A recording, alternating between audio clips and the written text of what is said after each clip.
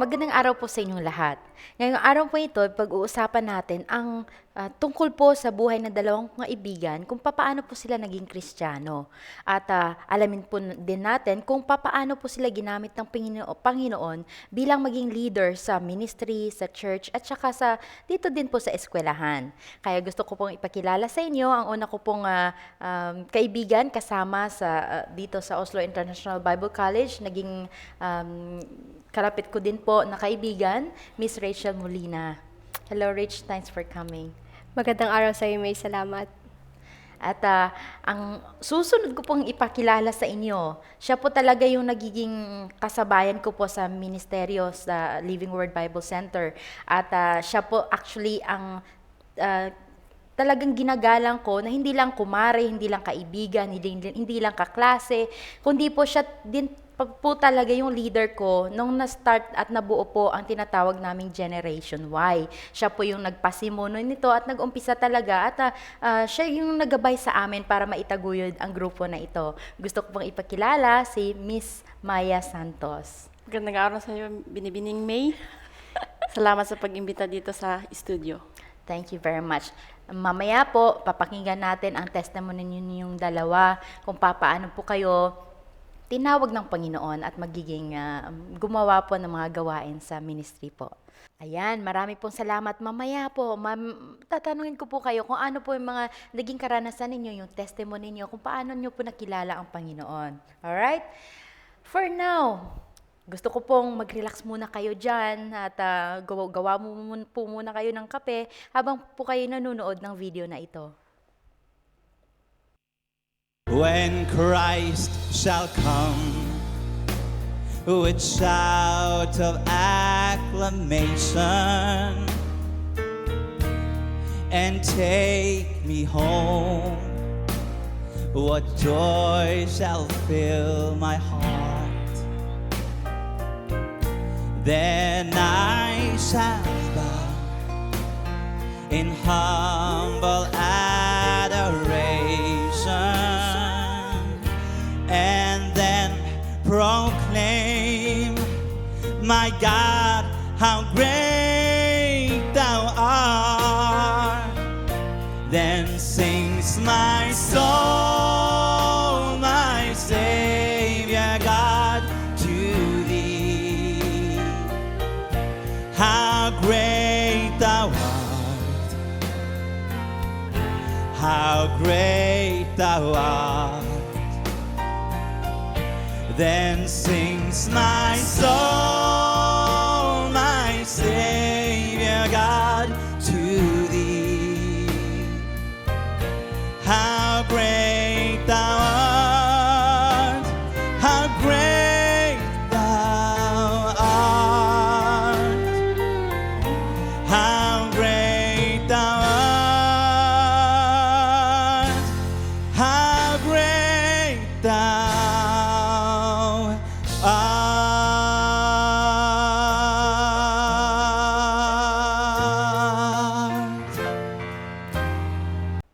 Welcome back po mga kapatid. Ayan, gusto ko pong tanungin si Rachel, paano ka naging Kristiyano? Kwentuhan niyo kami ng paano ka tinawag ng Panginoon o paano mo nakilala ang Panginoon? Salamat sa pagtatanong. Ang mga magulang ko ay naging Christian na sa kabataan ko pa lang. Pero sila ay sagradong Katoliko before pa akong nag-5 taon. So nung mag-5 taon na ako, lumipat na kami sa Manila at dun namin nakilala o dun sila nakakilala ng Baptist Church from sa mga relatives namin. So yung auntie ko na invite sa kanila at nagyaya sa kanila na subukan yung Baptist Church, and then through that, nagustuhan ng mga magulang ko, naka-experience sila ng pagbabago sa buhay, and yun na yung kinalakihan ko. So sa 5 taong gulang, wala pa akong ganong nalalaman, pero nung ako'y magkaroon na ng isip, naumpisahan ko na umattend sa simbahan at umattend sa mga Sunday school service. So doon ako nagkaroon ng intensyon at pagnanasa na maging Kristiyano din. Ayan. Ikaw naman, Maring Maya. Kumari talaga. Alam ko kasi, dito ka na born again sa Norway. Ano naman ang kwento mo? Paano mo naman nakilala ang Panginoon? Nung dumating ako 2008 dito sa Norway, naglalakad ako sa Oslo City. Ang buhay ko noon ay parang nasa kadiliman lang. Tapos nagtanong ako kay God, Lord, ganito na lang bang buhay ko? And then mayat-mayat, meron akong na-meet na si Pilipina din. Ang pangalan niya ay si Jackie. Nilapitan niya ako at sinabi niya, Miss, gusto mo bang sumama sa simbahan namin? May Bible study ngayon sa Living Word Bible Center. Ang utak ko, gustong sumama, pero ang puso ko parang ayaw. Pero nanaig yung sa ko na sumama ako. So that's the start na parang sumasama na ako. And then doon ko talaga nakilala na ang Panginoon. Doon na nag-start na ang Panginoon na yung si Jesus Christ na yung pinagpe-prayan ko. Doon na ako nagkaroon ng liwanag sa buhay na meron palang Panginoon na nag-guide sa atin. Amen. Ayan, si Rachel naman. Kasi parang, sa akin kasi, nung na-revive ako ng Panginoon, kasi kagaya nyo rin ako, matinding Katoliko din yung pamilya ko, talagang sa akin kasi may time na sabi ko, I have to have a deeper relationship sa Panginoon. Nangyari din ba yan sa'yo na kahit na Kristiyano ka na, you still longing for that? Well, siguro magkaiba tayo ng direksyon. So, sa tingin ko, hindi ako naglong ng ganoon na pag-iisip, hindi ako nagtanong ng doubt sa isipan ko kasi siguro maganda yung pagpapalaki sa akin ng mga magulang ko, and then once na nakakilala sila, doon nag-umpisa talaga yung init sa buhay nila, sa puso nila, and then dahil mamature din ako bilang kabataan, so nakikita ko yon sa araw-araw, tapos yun nga, nag-uusap-usap kami, nagbabahagi sila, at talagang yung pag-guide sa akin ng mga magulang ko is nandoon talaga, Bible-based talaga. Kaya naman, hindi na ako nagkaroon ng dalawang isip sa paglaki ko kasi all the way, taon-taon, talagang makikita mo yung pagtitraining ng magulang namin. So, hindi na ako nagkaroon ng iba pang paniniwala na baka hindi totoo yung paniniwala namin or bakit. Kasi nandoon din yung kasiyahan. Tapos yun nga, makikita ko kasi sa buhay ng mga magulang ko. So, siguro ang pinaka-inspirasyon ko, bakit ako naging Kristiyano, dahil sa magulang ko. Hindi lang dahil may pag-iisip na ako at kaya ko nang pumili, kundi dahil nakita ko sa buhay ng mga magulang ko, sa buhay ng pamilya ko, at hindi lang kasi ang magulang ko, kundi ang buong pamilya namin ang naging kumbaga, from sagradong Katoliko, ayun, naging open sila sa Christianity. Kaya naman, lahat kami nagkahawa-hawa. At doon ko mapapatunayan na ang Kristiyano ay totoo kung ikaw ay nakakahawa at nakakaapekto. Amen. Hindi lang sa sarili mong pamilya, kundi sa labas ng pamilya at sa iba pang mga tao. Amen. Ikaw naman, Maring Maya, kasi talaga ito napaka-interesting history ito eh. Paano mo naman nagkakaroon ka talaga, kasi pumunta ka sa church, di po ba, nag-attend ka doon. Pero I know there is a turning point talaga na sabi mo, Lord, ikaw na ang bahala sa buhay ko. Ikwento mo sa amin. Nung nag-start na akong nag-pray, doon ko talaga, and then it's answered prayer, doon ko na talaga tinras yung faith ko sa Panginoon. Parang biglang lumaki yung pagtitiwala ko sa Panginoon. And then kasi yung blessings overflowing na. And sabi niyang mga leaders noon sa church, meron kang gift na magdala ng tao sa church. And then doon na nag-start na meron na kaming mga fellowship, sa kahit saang bahay, isang bahay pa lang pinupuntahan namin noon. Pero pag isang meeting namin doon, mga 50 to 40 youth na yung napupunta na hihikayat namin, hanggang sa lumago na yon, hanggang sa ngayon. May iba't ibang grupo na yung mga youth namin. Alright, mamaya po tatanungin ko kayo kung ano po yung mga ginawa nyo or ginagawa ninyo ngayon sa inyong ministry. Alright? Ayan po, narinig po natin at nakita po natin na sa testimony po ni Maya kanina na doon na po daw nag-start ang youth ministry. Malalaman po natin yan sa pagbabalik mamaya kung ano-ano mga klaseng ministry yung hinahawakan ng dalawa na ito.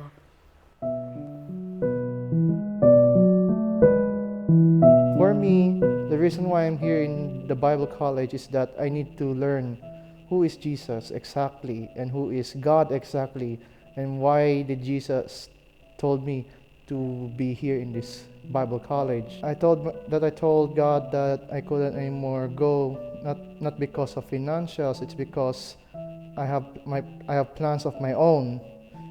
But I had this dream, isang panaginip na saying that Jesus told me to go back.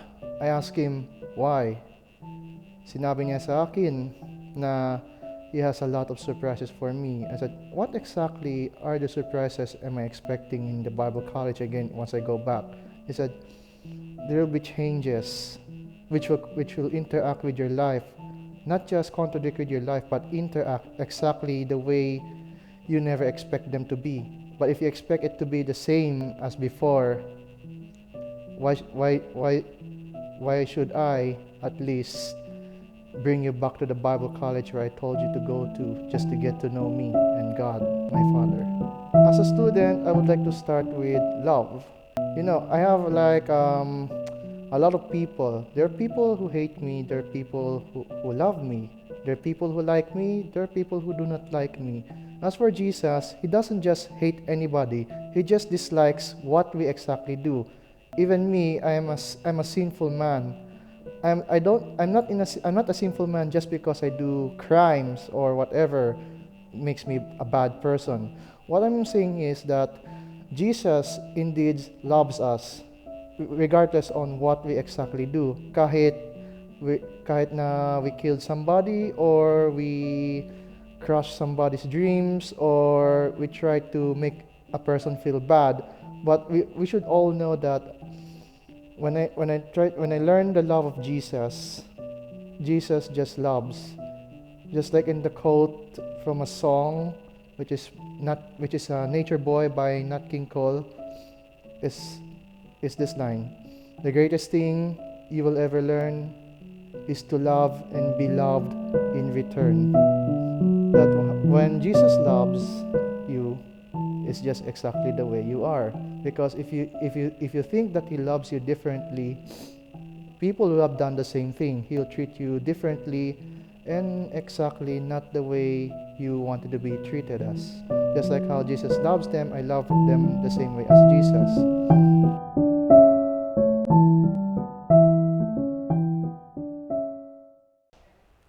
Welcome back mga kapatid.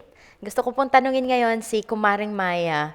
Kasi kanina, na-mention mo na kayo yung nagpapasimuno ng fellowship ng mga youth. Anong nangyari at paano mo itinataguyod ito hanggang ngayon?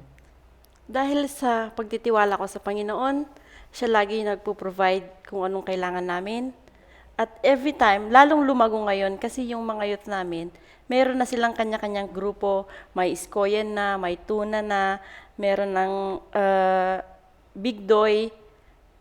Doon na nag-start na parang mas lalo akong na-encourage kahit na mahirap ang araw-araw na buhay dahil marami ring mga humps sa buhay natin. Pero hindi pa rin ako nag-give up na itigil yung ganung gawain. Mag-specific tayo. Ano ba yung ginagawa nyo during fellowship? Ako, ang aking role as usual from the start, ang ginagawa ko yung naghihikayat ng mga tao. And then, may mga ibang leader din na nag-share ng Word of God, and of course, mga kainan, minsan ako nagluluto. Kaya, God is really good kasi hindi siya nawawala sa amin. Siya lagi yung nasa gitna namin every time na kami ay may meeting, fellowship. Ayan. Si Rachel naman, Sabi mo kanina, mula ng kabataan mo, talagang naging inspirasyon mo na rin yung magulang mo to serve the Lord. Pero ngayon na nandito ka na sa Norway at ikaw na talaga yung tumatagod sa sarili mo rin at alam ko may mga kapatid ka dito. Ano din ba, anong klaseng leadership ang ginagawa mo ngayon sa mga kapatiran mo, sa church at sa kapatid mo mismo? Well, sa ngayon, wala akong hinahawakan ngayon personally as a leader. Pero nagdaan na ako sa maraming mga pagiging pinuno sa iba't ibang mga ministeryo. So, napagdaanan ko na ang media, ang creative arts ministry, ang technical ministry. So ngayon, ang nasa sa puso ko, iba. So ngayon, gusto kong manatili muna sa posisyon na kung saan ako naman yung nagpapanatili na maihanda ko yung sarili ko sa pamagitan ng edukasyon. So ngayon, nakapokus ako ngayon sa pag-aaral at sa kung ano yung magagawa ko in regards sa pagpapaunlad ng sarili.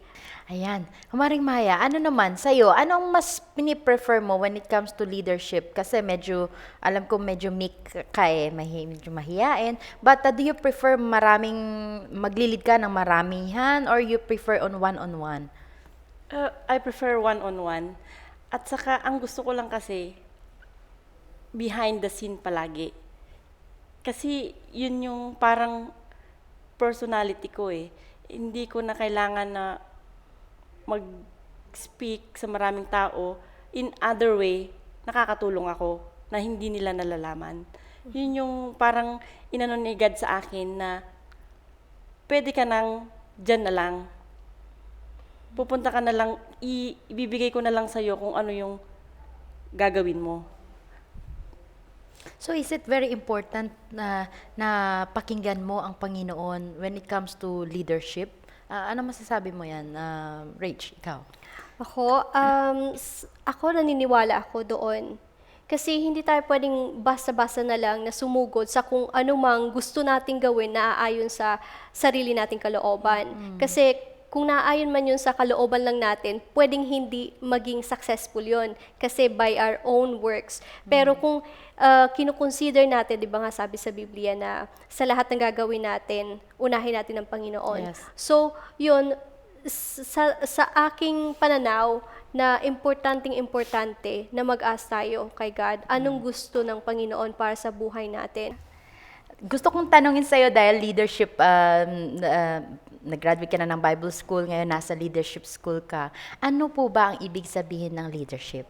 Sa akin, ang leadership, malalaman mo ang leadership at malalaman mo kung leader ka nga kung una ay makakapag-build up ka or makakapag-impluensya ka ng isa ding leader. At malalaman mo na ikaw nga ay successful na leader kung yung leader na tinuruan mo or dinisciple mo is successful sa kanyang ginagawa. Doon mo lang mapapatunayan na ikaw nga ay may ability ng pagiging isang leader. Wow. Ikaw naman, Kumaring Maya, kakagraduate mo lang dito sa school, Oslo International Bible College. Ano naman ang natutunan mo sa leadership class natin when we say leadership? Leadership is yung susundan ka ng mga tao na nagiging mabuti ka, na naging mabuti kang leader. Ikaw yung, gayong ginagawa mo, yun yung ginagawa rin ng, as what Ate Rachel said, na kung nagiging mabuti kang leader, susundin ka ng mga tao. Meron susunod sa apak mo. But when it comes to leadership kasi, sa pagkakaalam ko maraming kategorya yan. Autocratic, yung kagayan, what is happening right now sa iba't ibang bansa ay talagang dahil sa leadership din yon. But why is it so important, Rach, na magiging magaling ka na Kristiyano na leader? Matalinong leader. Kasi Amen. kung hindi tayo lalago at hindi tayo uunlad spiritually. So, importante special sa mga Kristiyano para maging inspirasyon tayo, hindi lang sa mga Kristiyano, sa mga nililid nating tao, especially tinawag tayo para sa mga taong hindi naniniwala.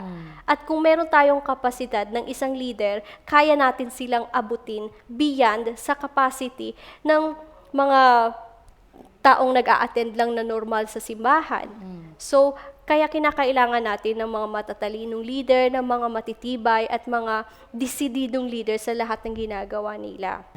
Maring Maya, ikaw naman, when it comes to leadership and when it comes to ministry, sino ang nilalagay mo sa utak mo at sa puso mo na gabay mo or your model sa pagiging isang leader mo? Ang Panginoon. How He serve, how He teach. Ang galing niya talaga na humble heart. Siya yung pinaka sinusundan kong leader. Dahil ang pagsaserve niya sa mga tao, walang halong kayabangan, walang halong pagbobossful sa sarili, pero napaka-humble niyang. Amen. Ayan, wow.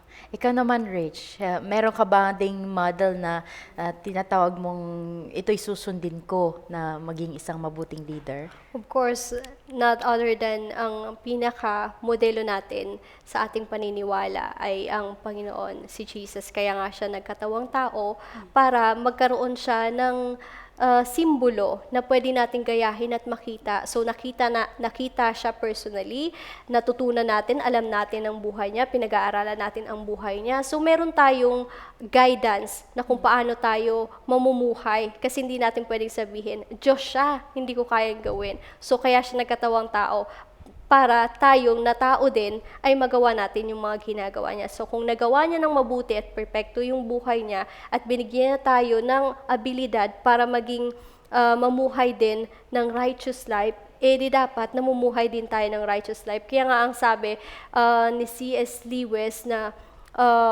wag niyong tularan ang tao, gaano man siya katalino.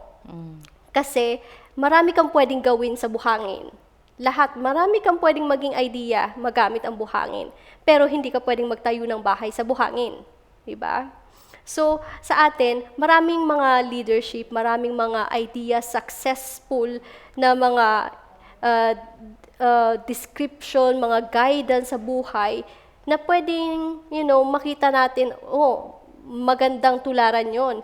Pero bukod pa doon, wala nang hihigit sa Panginoon. Kasi kung doon lang natin ipipin ang pagtitiwala natin, darating ang panahon, pag dumating ang lindol, mawawasak lang ang ating paniniwala. The truth is, nung tinatanong ko kayo kung sinong maging gusto nyong modelo, I was really expecting na kung sinong mga sikat na tao, mga presidente or whosoever. At I'm so blessed na talaga yung nagiging gabayan ninyo ay talaga yung Panginoong Jesus.